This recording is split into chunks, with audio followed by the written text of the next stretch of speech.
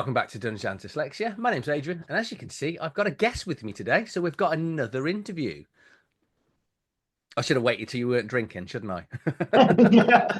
Hi, yeah, it's me, Jay from Broken Rat Games. I've come to intrude upon your life.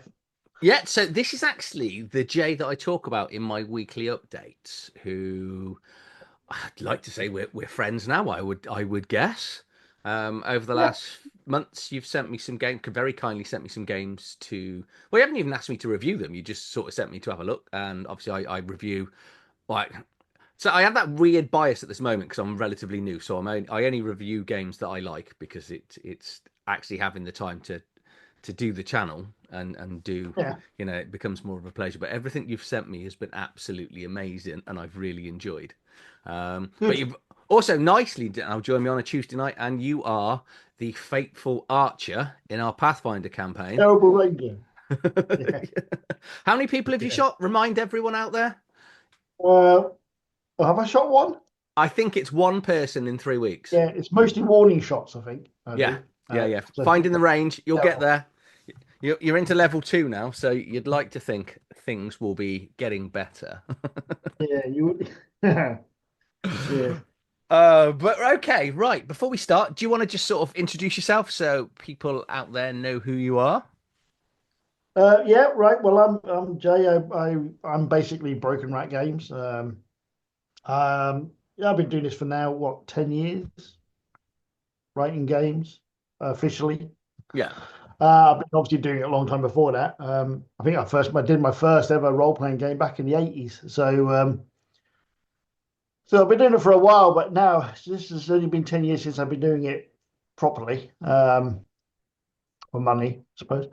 Um, yeah, so basically, yeah, I run for games. I've been role playing now since I think 83. Um, my first game wasn't D&D. Okay. Shock.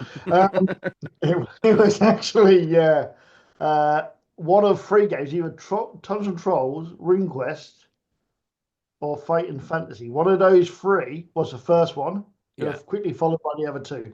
I think Tons and Trolls sort of came second. I think it might have been Fight and Fantasy, and then RuneQuest. At which point I just played RuneQuest and Cthulhu, and it all went that way, really. But yeah, so I've been doing it for a while now. Yeah, and now I do it as a writer. Yeah. So any of those three games managed to stay in your collection over the years? I think all them games are in my collections too. Actually, I mean, I've even got the original. Yeah, they're all over there. Yeah. Yeah. Yeah, yeah. I collect everything I used to play when I was a youth, and Yeah. I've still got. Mm. RuneQuest is one of those games that one of my group and I really like, and no one else really likes it, so it never got played. We even had there was a ninja world for RuneQuest. Yeah, yeah. So we thought that actually did get some play, but for some bizarre Mm. reason, the sort of Bronze era fantasy, low fantasy, hardly any magic, but everyone's got magic, if that makes sense. It's not like a big. I know what Yeah, I mean when I say about the way the magic works. It's a, but I love the yeah. backgrounds and the random backgrounds of it. It's a nice world, but sadly, You I see, I sold them. started playing on second edition, Yeah, and I didn't play it properly with second edition, but that was all about Glorantha. It was all about the snake. It was all about that park, Snake Pit Hollow, and all that, and Apple Lane, and it never really went beyond that. I don't think I ever played it beyond that. And I remember having Hero Quest, the original Hero Quest, and I used to use the board out of that for maps for dungeons and stuff. yeah. Uh, I never really played Hero Quest, but I did play RuneQuest with it. Um, and I remember when third edition came out from Avalon Hill, and I hated it. I mean, I've got it, but I hate it because it went all a bit too Iron Agey. It was all Yeah. they got rid of wheels and clacks and brought in silver coins and copper coins, and everyone was a bit too historical for me really at the time. So I kind of stopped playing it after that. Um, I went on to playing Cthulhu and Rollmaster actually. Was the other big one. Ah, Rollmaster, we were laughing about that, and I just did it in my video. That was the first thing I ever DM'd because I'm an absolute idiot. I took possibly Yeah, one of the most complicated games at the time with no Yeah, experience and went, do you know what? I want to do this. I need, a game with a random table for every single weapon you can ever imagine. The yeah, spells were yeah. complicated, but I needed a game that no one else knew the rules. That's what I thought. And as I've Yeah, got older, you're actually better off learning a game and running a game where other people know the rules and people can be a lot more sympathetic and actually help you out because yeah. I guess I mean I ran a MERP a few months back, and that was really good actually. And that obviously uses a sort of watered down Rollmaster yeah, rule system. That was really enjoyable. I actually did think about running a Rollmaster because I think the key to Rollmaster is finding out what weapons your characters have got and then keeping photocopying them sheets for each yes, weapon. yeah. So it's all in front of you, right? Rather than having to flick through the book every time somebody did an E-class critical or whatever. Um, so that was a key to it. But no, I used to really enjoy it. I really enjoyed running MERP. I still do. I really enjoyed the game we played recently, but I want to run more MERP because I really enjoyed it. And So versus Dark Master as well was another one that's very similar to MERP, which I yes, also wouldn't yes. mind running one day. So Murphy's Middle Earth role playing game was ever a full on reprint. And a modern update to it because I've now got a copy of Yeah. the MERP original rules, and the book's horrible. It really is Oh yeah, no, badly it's laid horrible. Yeah, out. The artwork's awful. yeah, I think I've got that nostalgia. You know when you think of a computer game you played in sort of like the 90s, and in your head the yeah. graphics were absolutely amazing, and in On modern that, day, and then you play it on an emulator and go, this is rubbish. This is yeah, absolutely yeah, awful. Yeah, yeah, yeah. Middle Earth that does need a revamp because the One Ring's a good game, but yeah, that D12 system is kind of a bit in parts. I think it's a little bit. Yeah. yeah. uh, I think MERP did things and Rollmaster did things that no one's ever done since or before. And I think it stands out as a unique system for that. The critical table. I mean, a lot of games have critical tables, but not to the level that Rollmaster did. And do that you really mean makes where the fact you could get over 100 and because it was an yeah, exploding table and then you could just quite easily get instant death from the first bit of damage in a combat? yeah. Yeah. An E critical at 66. 66 E critical was always the death roll. Yes. You roll a 66, you always end up dead. Yeah. But Yeah. yeah, that was yeah, I've got I mean there's three different versions of Merc released. There was the American version, and then there was a Games Workshop one which came in a purple box, and then there was a second edition that came out, which tried to fix all the problems, I think. Was that the red one? Um, Which one was the red cover the book? red one was the American one. Right. Okay. 'Cause- yeah, because this is the red one. So I might do this a lot, just wander off, and but that's the red one. Yes. Yeah. That's the one I'm thinking. That's the one I have in my head we had, and that's the copy that I've got now. So. Yeah, and then there was the purple one, which was the GW one, which is that one. Yeah, that does look familiar. Yeah, Okay. there's Yeah. that one. And then they released a hardback second edition, which was, Oh, you got them all. oh, of course I've got one. It was that one. Yeah. Yeah, that one was the third edition. Yeah, the ice. Yeah, the ice one. Yeah, because ice was Rollmaster, wasn't it? That was the same Yeah, company. yeah, Yeah, yeah. They did. yeah. I did the original, and Games Workshop got the license to reprint it in UK.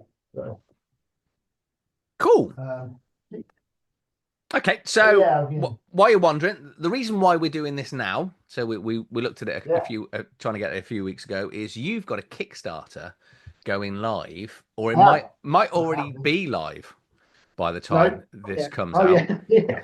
So Possibly. Yeah. yeah, I'm up against it with scheduling at this moment in time, so this might Right. take a few Yeah. Yeah. days to get out. So but yeah, I can share this because all I can do is share the screen because it's not actually live yet. So what I'll do is I'll Right. share this so you can talk everyone through what it is that's coming out. Over to you, Jay. Right, so the new game is going to be Eldritch Gits, which is the third Git game. The other two Git games were Fantasy Gits and Space Gits. The whole idea behind the Gits games is that you're pretty much playing a character who falls within that grey area. So they're not morally good, right? Um, like heroes or anything, like you find a lot of role playing games, and they're not bad, right? They're not evil. They're not going to go around, burning villages and stuff. They're kind of the people in the middle who kind of are doing it for the money, really, more than anything else. So they kind of fall into that grey area, kind of like the Firefly type group, who kind of go around and they do the smuggling and so basically that's how. So in this one, I mean, this particular because it's set in sort of 1928 Chicago, you've got the whole Al Capone and Dillinger and the FBI and Prohibition and all the speakeasies and the gambling and all of this good stuff going on. So you pretty much fall into that area where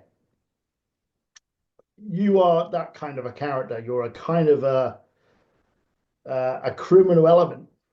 Um, so instead of because it's kind of a Cthulhu type game, it's not completely a Cthulhu, but it has it is Cthulhu in a sense where it'll have those Cthulhu elements, and it's set in that kind of period of history in Lovecraftian history. You kind of you're kind of instead of having professors and academics or um, them sort of characters going out and solving these problems. You're basically now you're playing a group of gangsters, bootleggers, possibly disenfranchised professors, people who have been sort of kicked out of their job because they've been fiddling or stealing or doing something they shouldn't. And now you play a group of these type investigators who are not sort of adverse to lying or forging artifacts. When they find an artifact, instead of thinking, "Oh, we better have this and stick it in a vault in the museum," they're more likely thinking, "Oh, I wonder how much I'll get for this on the black market." Yeah. So that's the sort of character you kind of play, really. So it's a little bit different to your average Cthulhu type game. But the good side of that is also if you don't want to play it like a Cthulhu game, you can also just play it as a 1920s gangbusters style gangster game. So you're basically playing a bunch of mobsters.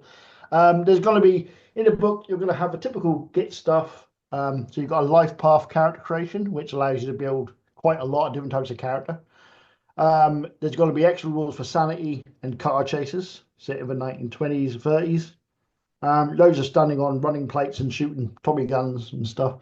You're also going to be able to design your own speakeasy as a home base. And it sort of basically grow it so you can actually have an income coming through. So you can have a speakeasy and hire jazz bands and buy alcohol and gambling, all that sort of stuff. And at the same time, try to avoid the FBI or the cops, and maybe even other gangsters, Al Capones and the Dillingers, in case they kind of try to muscle in on your business and stuff. Chicago is the city of choice because of the fact that it was pretty much the hotbed of that kind of crime Yeah. back in 1920s, 30s. But you've got all of that, so it's a different take on like a Cthulhu role playing game where you're not playing the good guys, you're actually playing the kind of not so good. But you can almost have it in a sense where you're anti-heroes. You might be going out to steal that rare book from this cultist and inadvertently stop the summoning of Cthulhu by that action alone. Oh, cool. Is it going to have an adventure in it? Because Fantasy Gits has It will have got, an yeah, adventure, yeah. It will have an adventure. All the Gits books have an adventure in yeah. them. You know me, I always, I can only give a good, if I'm going to do a review and it hasn't got an adventure, I'm always like, oh, you're down a few points for not at least writing a start and an adventure in there. Can I just show on Fantasy Gits the random tables for character creation that Of course you I can, yeah, yeah, really love, if you don't mind? yeah. So this is Fantasy Gits, which is currently out and available on TTRPG. So there is a space version of this as well. And this is what Jay's talking about. So if you're aware of Traveller, where you get random rolls for your background, so you go in thinking this is what I want my character. Yours isn't as brutal as Traveller.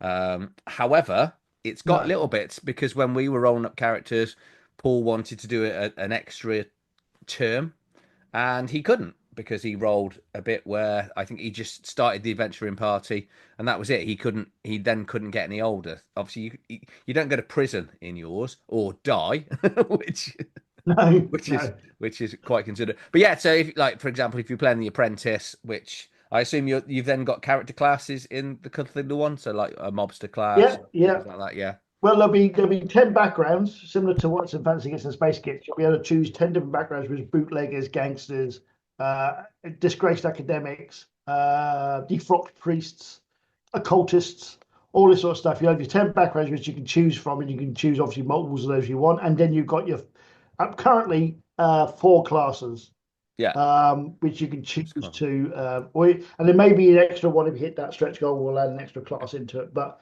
generally speaking, the classes are kind of just they're not set in stone really. You don't have to choose. You can make your own class up really easily Yeah, just from the things you choose in your background, really, and create whatever you like. But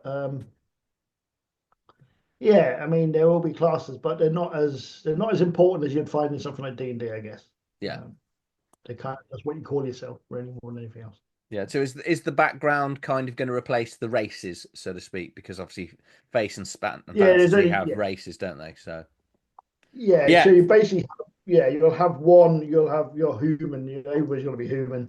I was actually thinking about this. I was thinking about whether I should actually add a kind of a upbringing type element to the game where you could play as someone who's been brought up on the outskirts of Chicago, the kind of more um, farming sort of communities outside yeah, of Chicago. You could be brought up in the city, and that sort of stuff. So there could be an element of that will get you some sort of benefits and stuff. But yeah, there'll only be for humans. You'll only be able to play. It's like an alternate Chicago, but yeah.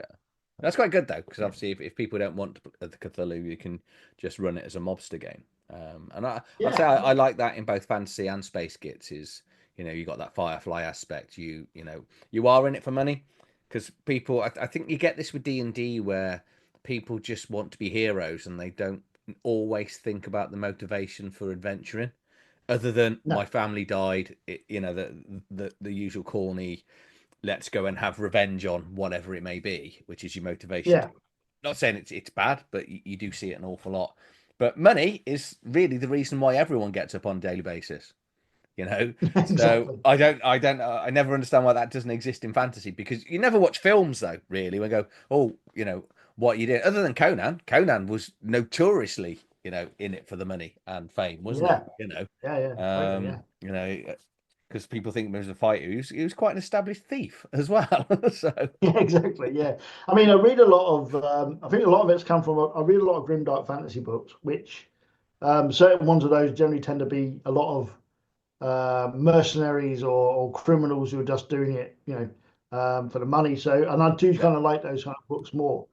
So that's kind of where fantasy it's kind of sprung from, was this whole why does everybody have to be a hero element? Why does it all have to be so good and everybody got to be nice things and stuff? And I suppose it is a bit of a pushback from to things like D&D, which is trying to really head that direction, I yeah, suppose. yeah, Whereas Space Gits was more about Firefly and those kind of TV shows and stuff, which I quite enjoy. Um, I love books like Death's Head and stuff, which are also kind of and that kind of sort of element of grayness. yeah. So when are you live?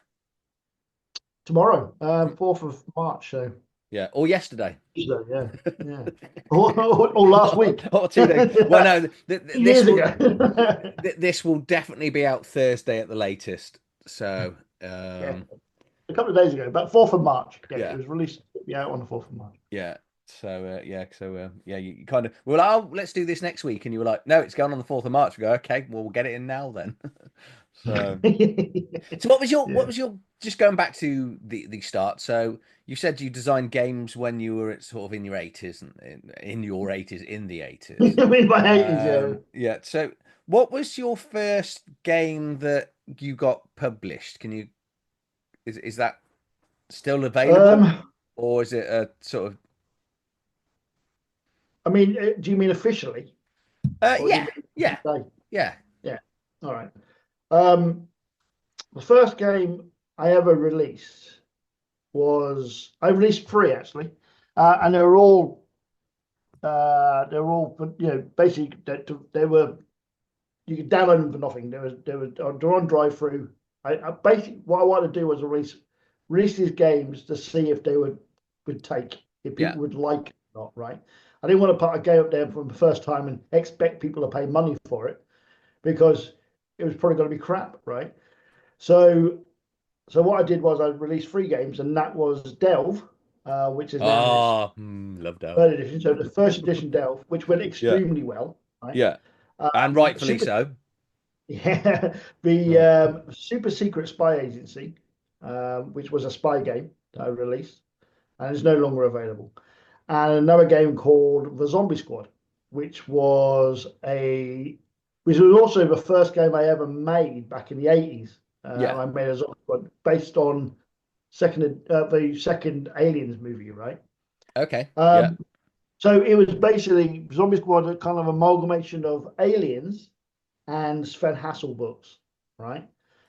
So if you know anything about Sven Hassel books, it was all about the Second World War, penal squadron fighting the Russians in Stalingrad and stuff, and obviously Aliens is about Marines and stuff, Yeah. right? So Zombie Squad is basically a science fiction role playing game where you played a member of a penal squadron who was sent to do all the dirty works and all the dirty jobs in the universe. So it's kind of an alien. You went around and you killed aliens, and he was very gung ho and all that sort of stuff. And that's no longer available now either. Um, so Delve is the only one, but they all went extremely well. People seem to like them. They were very badly made. I didn't use InDesign or anything like that. I didn't know what the hell I was doing really. So they all got released, and they went well, and that's what encouraged me to carry on really. Yeah. Oh, that's good. And then from there, did what was the turning point where you technically went professional, as in this is now your role? Right. I basically did a Kickstarter, and it succeeded, and that's kind of when I went. My first Kickstarter went it funded. That was Zombie Squad, and I remade it as a second edition, and that went really well. That funded it, it sold on drive through and blah blah blah blah blah, and that encouraged me to then do a second edition Delve, Yeah. which also then kickstarted and also funded. They were very low funding goals. I don't tend to put big funding goals on things because I generally tend to only put funding goals. I only want the money for what I need, really. I don't want to, if I don't need it to build the game, I don't really want it. Yeah. Obviously, anything extra than that just goes straight back in the game anyway. But anyway, so yeah, those two. And then I think the turning point was Ghost Ops, which You're just listing funded, off things I really like playing. yeah, funded Ghost Ops funded in an hour. Wow. The weird thing about Ghost Ops was I put it up, it funded within an hour, and then somebody said, "Oh, you haven't got postage for America," and I couldn't change it at that point because it already funded, right? Yeah. So I cancelled the whole project, right? The whole project was cancelled. Everybody got there was no more, and then so I went in there, rebuilt the whole project, put the US postage on, and then Yeah. relaunched the project within the next hour, right? And Yeah. it funded again within an hour. So it funded twice in the same day. Um, so that went really well, and that was kind of a start when I thought, well, I better start actually making this into a business now because I'm getting too much money, and they're going to start wanting me to pay tax. So that's when I started the business.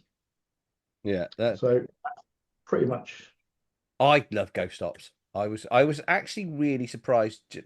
I say this not don't mean in a horrible way, but I was surprised just how thorough and good Ghost Ops actually was, because for a game that is just based on, I say just based on special forces, you managed to cram so much into that book to get that actual feeling of just playing a special forces operative and planning yeah, and everything that goes with it. It's like playing a computer game in a role playing basis. And I know we've talked about this over sort of text when you sent me the copy, and I was like, right, this is the first one I'm doing. yeah, yeah, And because I'd never done a review before, I can remember can you let me know what your score is before you do anything with it? And I went, no, I can't tell you, but you'll be all right. Don't worry. I'm just gonna get it done. So yeah, yeah. yeah, I tell you, I'm trying to find it on Drive Through RPG just so I can share it, but it doesn't actually come up under you for some bizarre reason. Oh, that's weird, isn't it? It Yeah, should do. yeah, I'll show you this. So when you do you, Yeah. um,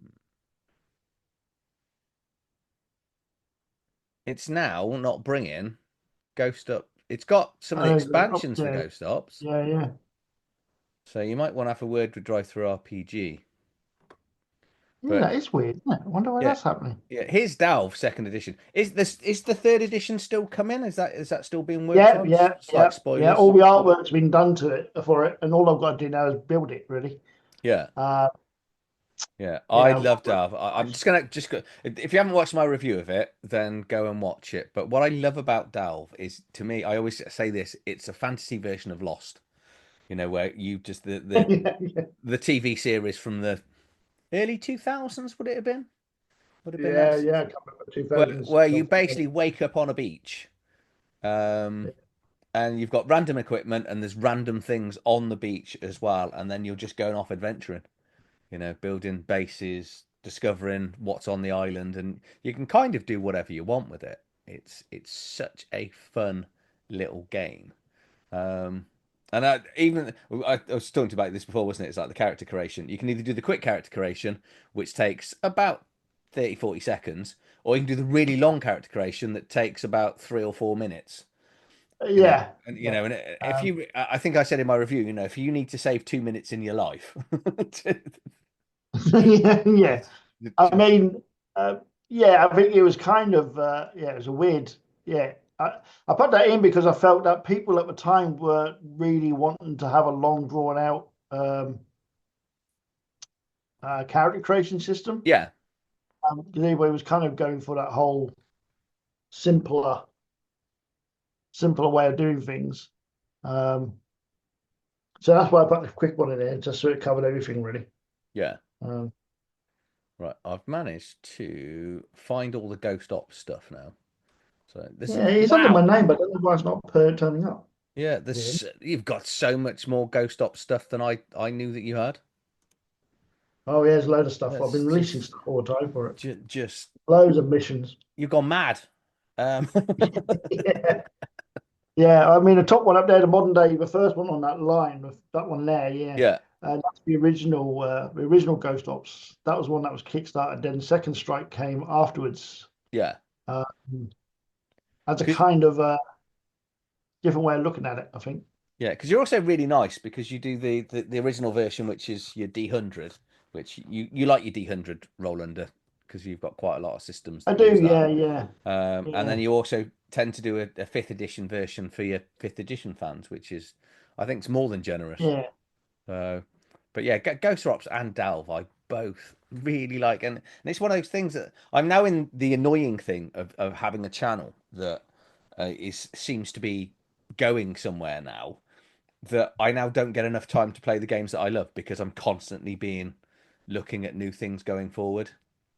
So it's yeah, yeah, it's there are worse problems to have in life than constantly having new books to look at, which is good. yeah.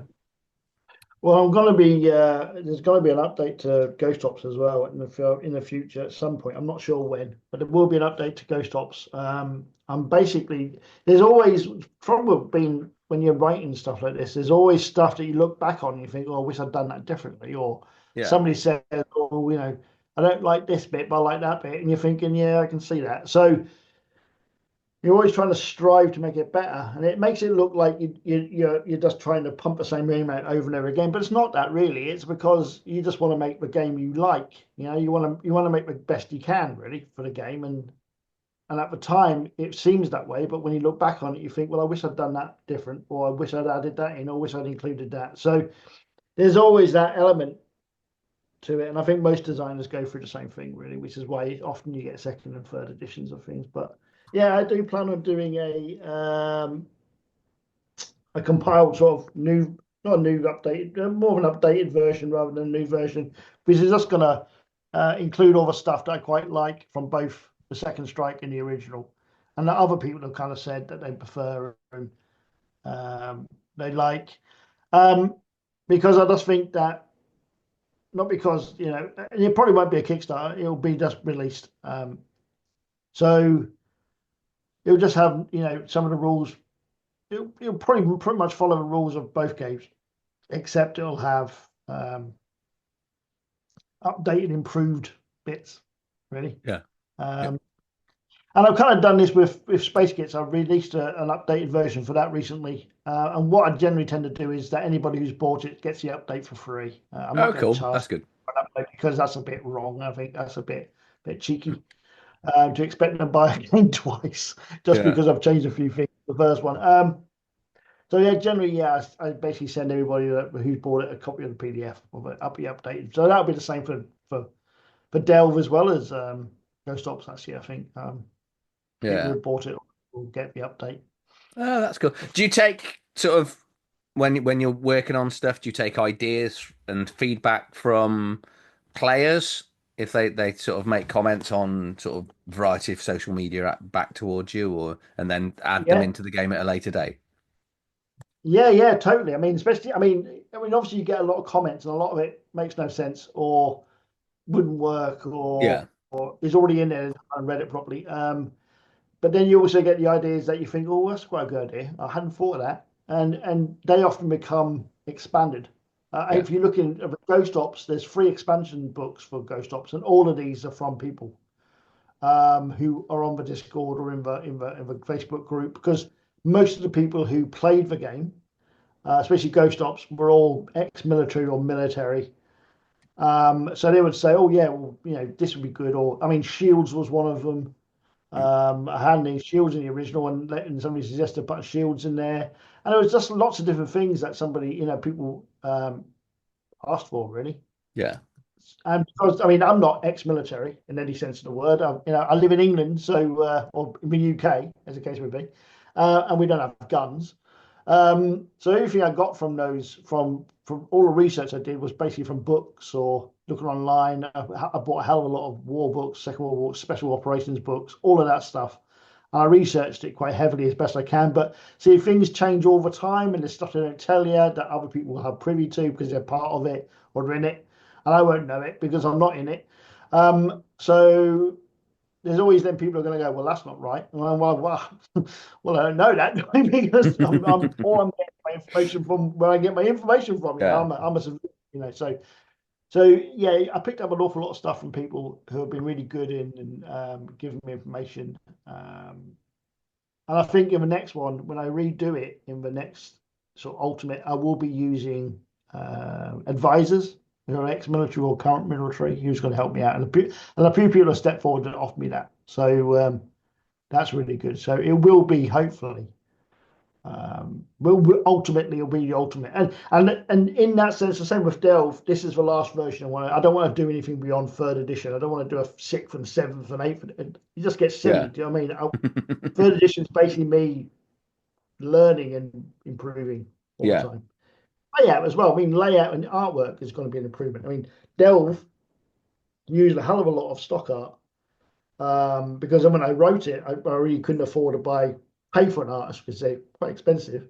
Yeah. But layout, I was still learning layout at that point. I'm a little bit better than I was then. I'm not an expert in layout. I never went and studied it. I'm self-taught, but now I can afford to have an artist. So all the artwork in Delphi Edition is all going to be commissioned from artists. It's not going to be stock art, and the layout's going to look a little bit better. So it's just improvements on things and making it, each one better, really. Yeah. Okay. So, So when you're designing games, are you a yeah. mechanics over theme or theme over mechanics predominantly? I think for me, I think I tend to go themes, and then try to get the mechanics to fit the theme so it feels right. Yeah. I mean, not every mechanic will fit with every game theme because obviously it doesn't feel correct, can feel clunky. If you're Yeah. trying to do a fast action game, what you don't want to do is a slow mechanic Yeah. because it counters it basically. And with Ghost Ops in particular, it took me a while to work out what mechanic I wanted to use with Ghost Ops because I wanted it to be fast and pretty deadly. So I think it took me a while to come to the one I came to, and I think it worked, especially with the original. Not so much for fifth edition because obviously fifth edition has its elements. that make it a bit more clunky than other games. Which is why I kept it at 10th level, the ceiling for Ghost Ops. Because I think beyond that you get silly. So, um, but yeah, I think with Ghost Ops in particular, it worked really well picking the system I did for that. Uh, but Yeah, yeah, no, I tend to go theme and then I always think I always find that with fifth edition, like you say, and even 3.5, yeah, it doesn't work in modern day or science fiction because the hit point becomes so silly that yeah, blasters and firearms no longer kill anyone. yeah. And so yeah, Well, so I think like you did with Ruin, where you've kept it at 10th level, like with Ghost Ops.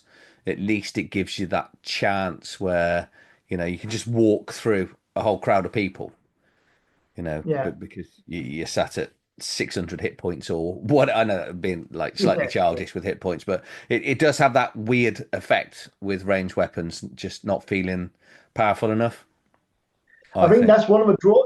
See, that's one of the things about Dungeons and Dragons. And whenever I look at things on YouTube about well how to speed up D&D combat and how to do this, there's lots of videos like that, and none of them mention the fact that you're basically playing characters who have an immense amount of hit points against weapons that only do like a D8 or a D10 Yeah, points of damage. And as you're rolling that, the average on a D8 or a D10 is going to be what, 5 or 6. yeah, So that's going to take a hell of a lot of hits to get anybody, especially if you're facing a dragon or something. You've got to take a hell of a lot of hits to get that person anywhere close to, wavering in death. And I always thought, when nobody ever mentions the fact that there's too many hit points, everybody goes all armor class, and I think apart from the hit points, D&D is actually quite a quick system because it's one roll yeah, and you determine if you hit or not, right? A bit like Savage Worlds and stuff. Whereas a lot of other games, particularly things like Warhammer Fantasy, they're more than one roll. You roll, and then the GM rolls to see if he parries, and then so there's an extra step in it. Whereas D&D's only got the one step. You roll and you beat the armor class, and that's it. The trouble with D&D is too many hit points, and yeah. this is something that OSR games in the early D&D worked really well with. But then people just didn't want to die all the time. So it's for people. It's a very interesting dilemma, I suppose. But Yeah, yeah, it's a difficult one because we don't get character death that often. I've been doing this 30 odd years. You've been playing even longer, and I think I'd probably count on my hand the amount of player deaths that we've had over the years. Because yeah, a good DM will try and mitigate it, and a good player will try not to die. But character death is part of it. But if you like say you play fifth edition long enough with death saves, and there's so many games now have death saves as opposed to. yeah, I'm not convinced I like 0 hit points, you die instantly, which is what I'm really enjoying about Shadow Dark is that you roll the d4 and you've got a certain amount of rounds just before you die. mm, I still think the games master should roll it. The players shouldn't roll it because I don't think the players should know how long they've got. It's like death no, saves. If you can do death saves in fifth edition, let the DM roll it. Don't let the players roll it because when the players know you're passing, they go, "Oh, I will just leave him there," and they carry on with the combat. Which all the yeah, tenseness and all the we've got to get to him quickly sort of disappears, which is why I always, like you said, the double attack thing always amazes me that Warhammer is my favorite game because it is so bloody clunky. But I think yeah. it's because with Warhammer you don't want to get into combat like So you're Rollmaster and stuff yeah. because you You can don't die. Yeah, you don't have many hit points in Warhammer. That's why no, you have what 15, 16 hit points. yeah, Often, yeah, and the weapons do the same amount of damage as a D&D weapon. But when you get hit twice by a longsword, you're dead. yeah, yeah, Whereas in D&D, you've got to be hit at least 20, 30 times before you're dead. yeah. And if they Um, roll well, you might end up losing an arm. It is that sort of brutality of yeah, you're alive, but you can't. yeah, You wanted your two-handed axe, you can't use it anymore. You know, exactly, it's exactly. um. So, have you worked on any other games? Are there games that you've worked on that weren't yours that you've helped sort of develop? I'm kind of working on one at the moment with somebody else, which I can't talk about. Okay. Yeah, and there's lots of that in this industry that I've suddenly starting to find out with things I'm also being sent again. Here's something you can look at. You can't tell anyone you've got it. And I'm like, well, why yeah, not? yeah. I want to talk about it. It's amazing. Oh, Um, I have remade games by other companies. So, for example, Mongoose a while ago, long while ago, a few years ago, did a game called Wraith Recon. And they did a version of a RuneQuest as well. They used RuneQuest rules in it, a game Yeah. called Wraith, which is basically a fantasy ghost ops. So, I mean, I contacted Matthew and said, look, how would you feel about me remaking Wraith Recon? And he said, yeah, that's good. We'll send you a contract and we'll send you all the artwork. And so yeah, I did. I remade that. I had a friend, one of the artists, colored all the artwork in. He remade the artwork, then colored it, so it was all color artwork rather than black and white. And we had a map remade and everything. And we did a version for did D100 version, and we did a fifth edition version of that. But the license ran out about 2 years ago, so I took it off sale because I didn't want to have something on sale if I didn't have a license for it. Yeah. Even though Matthew probably didn't even notice. I mean, he's not too busy with other things, I'm sure. But I didn't want to. I didn't want to. So the agreement was that I had a contract. I had the license for a year, and after that, I took it off sale. So, Yeah. Yeah. but it is out there somewhere floating around. People have got it. And it was a good game. I liked it. I liked the idea of a fantasy ghost ops. It was quite cool. So Yeah. So, is there a game out there that you play that you'd wish you'd designed? As in, you look at something and go, and it came out before you've done something. And go, do you know what? I wish I'd done that. Or that hadn't come out because I would have done it if you know what I mean. yeah, I mean, there's sometimes I think to myself, I'm sitting there, and I think, oh, that's a good. There's often I watch a film or read a book, and I think, oh, this is a great idea for a game. Yeah. And Yeah. No, I usually, do then that. somebody comes out with a game like Yeah. I think one most obvious, most recent ones was Walking Dead because I'm a big Walking Dead fan, right? Yeah. And I thought this would be an awesome role playing game, right? Because you've got the survival, you've got the whole thing, and the zombie thing, but it's certainly like the Ruin, but with zombies, right? And um, and then 3D came out of it, and I was like, fucker. Um, Yeah. so there was that one. I don't know else really. Aliens, but then I'd kind of already done that with Zombie Squad. But no, I don't think I'll redo that. I don't think I look at something and think, oh, I wish I'd done it. Yeah. I often look at things and think I could do it better, Hmm. because the systems are sometimes a little bit odd Yeah. or janky or whatever, and I think this could have been done. Or I see something and I think that's already been done, or I've done that already.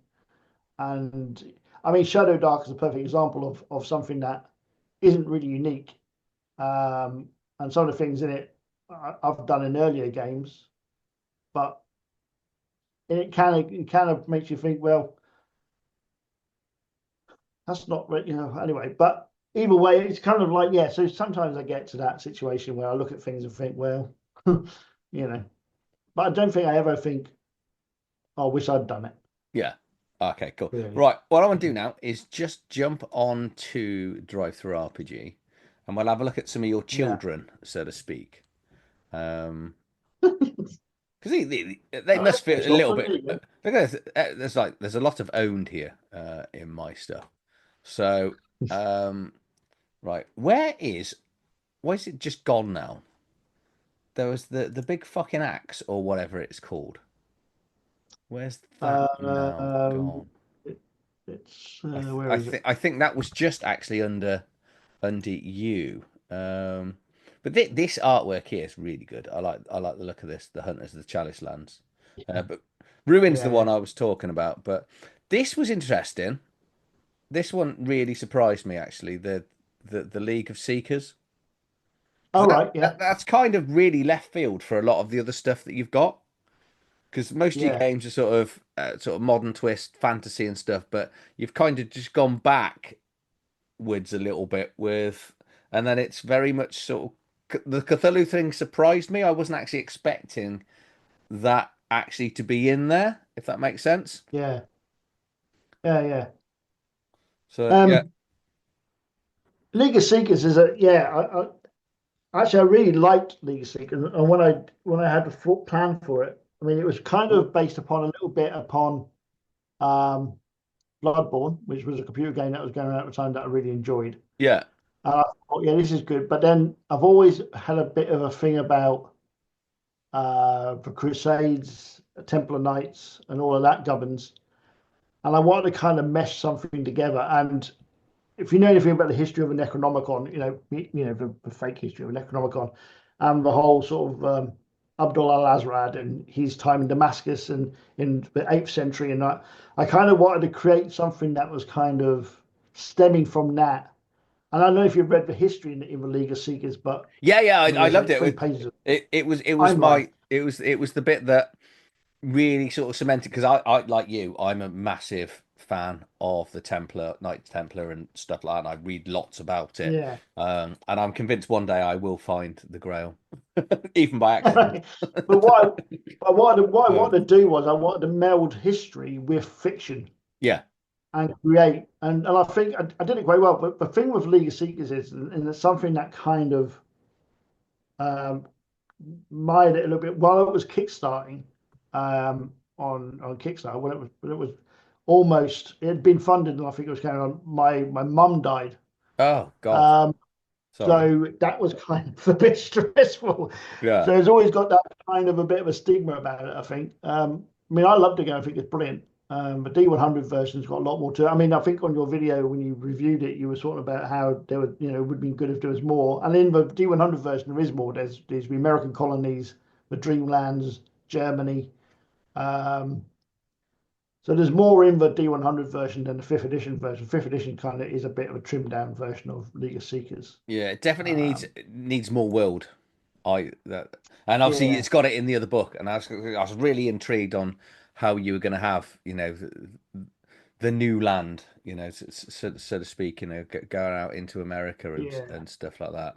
But that is a really good book. So everything you've ever sent me, I've thoroughly enjoyed, yeah, which is good. rare for me because most publishers have something in there that I utterly despise. I get quite a lot of hate from my friends in different groups because I can't stand the year zero engine. I don't get the fuss. I don't understand why everyone loves a random chance of rolling a six to get a success, and then as I you get know, it annoys me as well. as you get weaker, you roll less dice, and then for you can't pass anything. I don't get it. I love Aliens and I love Blade Runner in the systems Yeah, because they do it differently. But yeah, I don't get it. But to say everything you send me is really good. Um, yeah.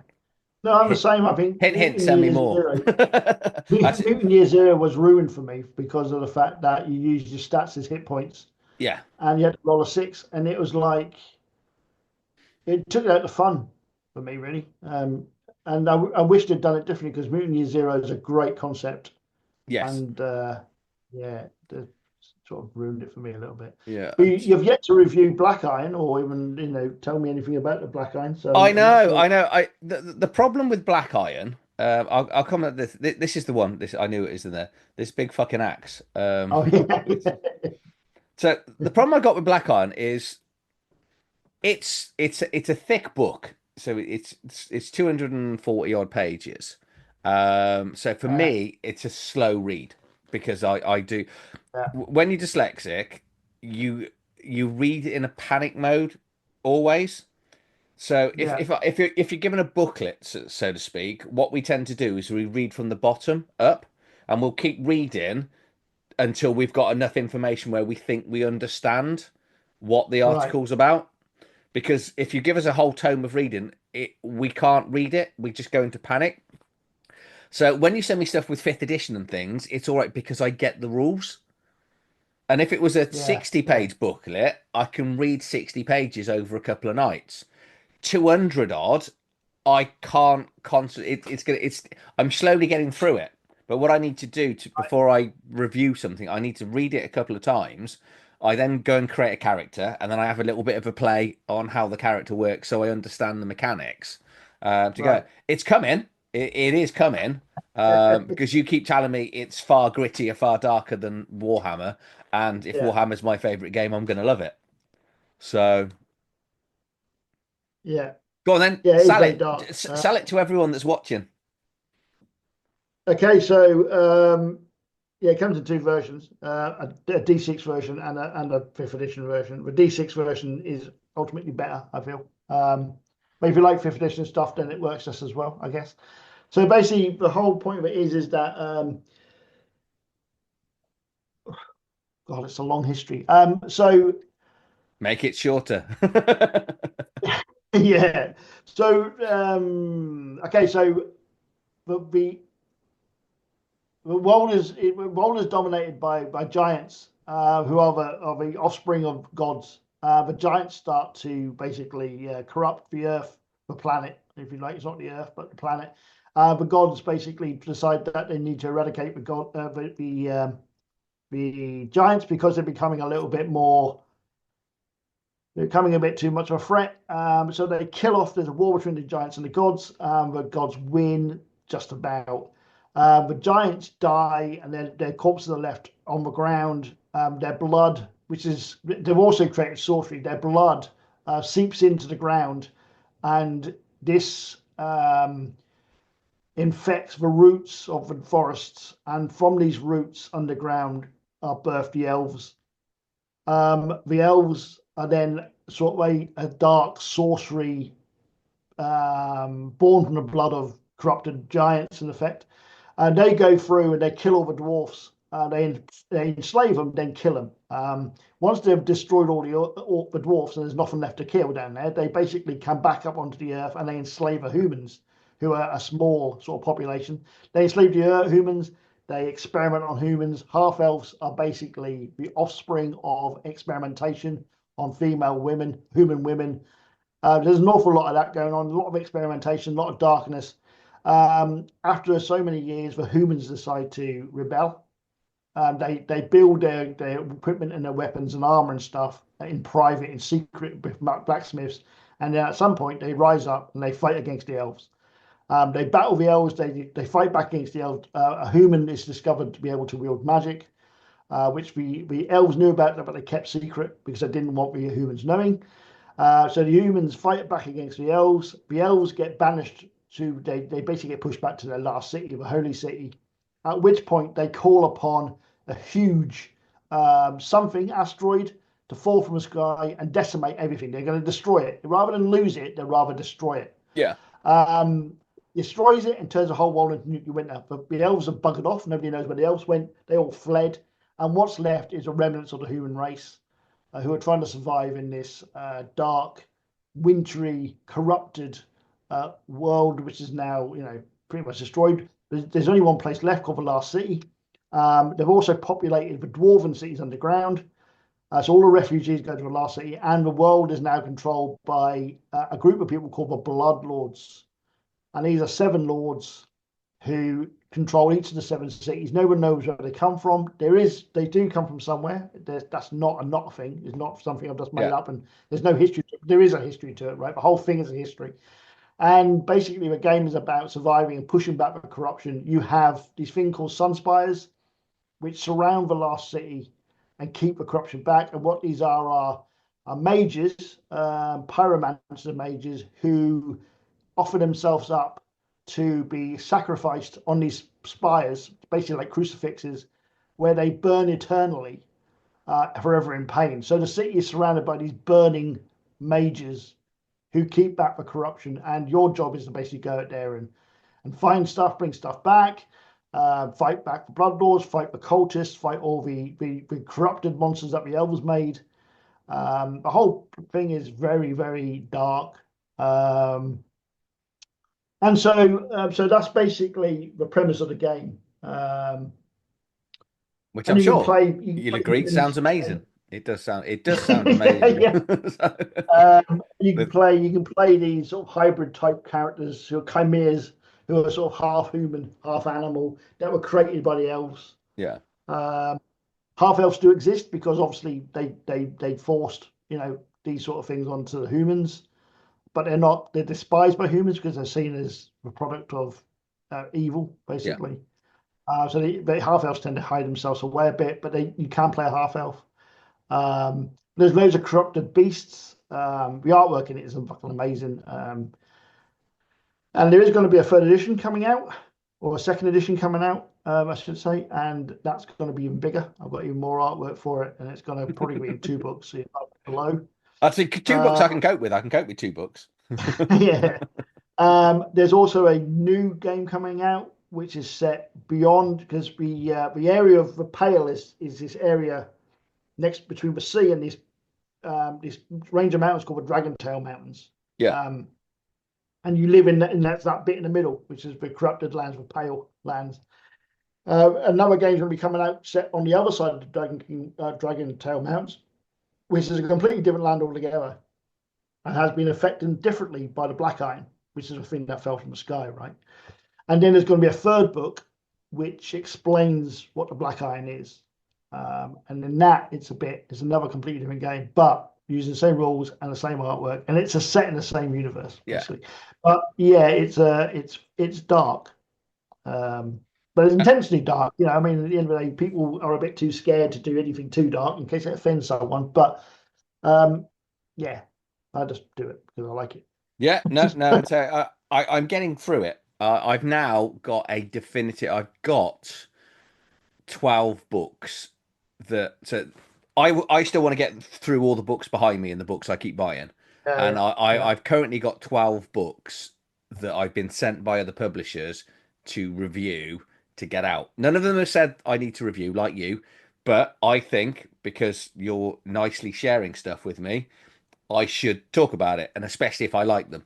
So I have now got an order, and I'm actually keeping to that order, and I plan to get at least one out a week. Is my plan. My wife thinks I'm Right. mental to try and Yeah, because it's a lot of reading. I can't read fast.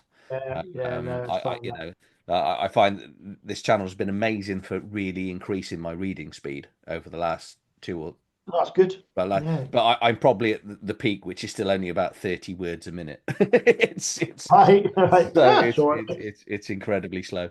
Um, I mean, I, I generally tend to like sharing things with people. If somebody comes to me and goes, "Oh, I ain't got a copy of that game," I often just send them a PDF. So I mean, yeah, it's at the end of the day, it's really it's yeah, I suppose in a way it's a form of marketing because if I send something to somebody they really like it, then the chance I'll tell other people and they'll like it and they'll buy it and whatever. But yeah, I don't really think of it that way. It's just I like giving things to people. I suppose I don't know, yeah, but. yeah. No, no, generous. So we heard it here first. If you see something that he says, Give me a copy. yeah, Yeah, careful what you say on the internet because yeah, whatever you say. yeah, So yeah, okay, so before we just go back over Cthulhu Gits, because I kind of want to end with that because that's one of the things that we're here to talk about. yeah. And I think I might know the answer to this. Out of all of your books that are published, which one, it might be two different, actually, two different books. Which one are you proudest of, and which one is your favorite? And they might be the same, but I'd imagine there's a chance they might be different.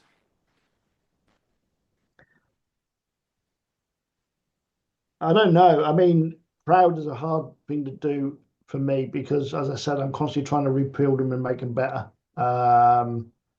I'm pretty proud of most of them, actually. I mean, I remember the first time I got my first printed book from, even though it was a print on demand, right? My first physical book that I'd written was Delve, second Yeah. edition, right? And I got that, and I was like, "Wow, this is the first time I've written something I've written has been in my hand, right?" Hmm. And that was a really profound moment for me, I think. Um, Not so much now as something because so many it's second place. It's like, Is it but like the yeah, first child? Because I've got five kids, so the first one was like, "Oh, this is amazing." By the time you get to the fifth one, we've got no photos. We're like, "Oh, it's just another child." you know. yeah, yeah, basically, So yeah. yeah, There's like, oh, no one's come through the post, do they? yeah, Yeah, I think it was just because it was just one of those moments, really. Um, but I don't know. I mean, most proud of. Um, I don't know. I'd say probably Dell because it was the one that started it all, I guess. yeah. And it was the one that most people, I mean, more people like Delve than anything else. Um, and I would have to say that my favorite.